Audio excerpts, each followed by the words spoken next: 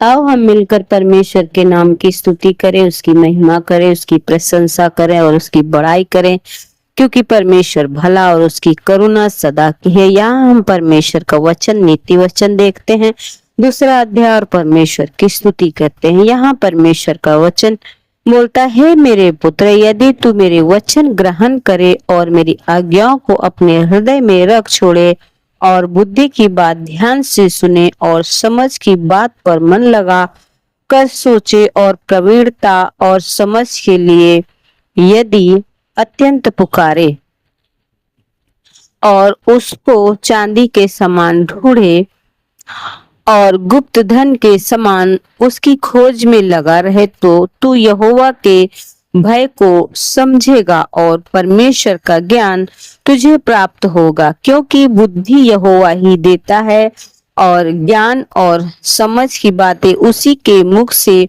निकलती हैं। वही सीधे लोगों के लिए खरी बुद्धि रख छोड़ता है, जो खराई से चलते उनके लिए वह ढाल ठहरता है।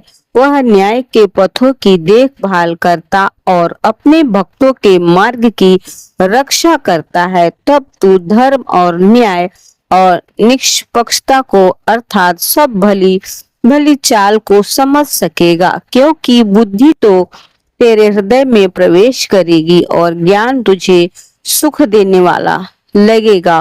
विवेक तुझे सुरक्षित रखेगा और समझ तेरी रक्षा करेगी, ताकि तुझे बुराई के मार्ग से और उलटफेर की बातें करने वालों से बचाए, जो खराई के मार्ग को छोड़ देते ताकि अंधेरे मार्ग में चले, जो बुराई करने से आनंदित होते हैं और दुष्ट जन की उलट फेर की बातों में मन लगाते हैं, जिनकी चाल चलन टेढ़ी होती है और जिनके मार्ग बिगड़े हुए हैं।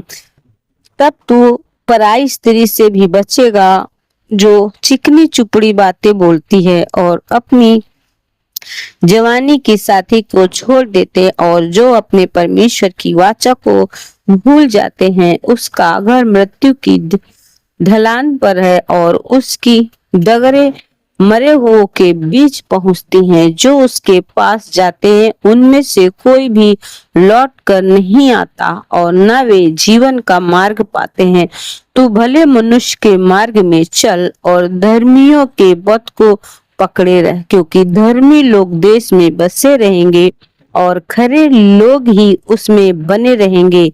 आमीन। परमेश्वर की स्तुति करते इन वचनों के लिए, क्योंकि परमेश्वर का वचन अपने लोगों के लिए बोलता है और समझाता है। तब तू धर्म और न्याय और निष्पक्षता को अर्थात सब भली भली चाल को समझा सकेगा।